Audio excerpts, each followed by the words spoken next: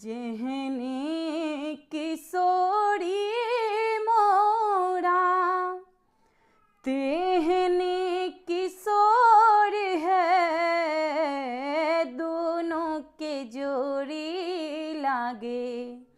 हाँ, दोनों के जोड़ी लागे, सब सौ बेजोड़ है, दोनों के जोड़ी लागे, सब सौ बेजोड़ है, दोनों के जोड़ी लागे। जेहने किशोरी मोरा तेहने किशोर है, दोनों के जोड़ी लागे, सब सौ बेजोड़ है, दोनों के जोड़ी लागे, सब सौ बेजोड़।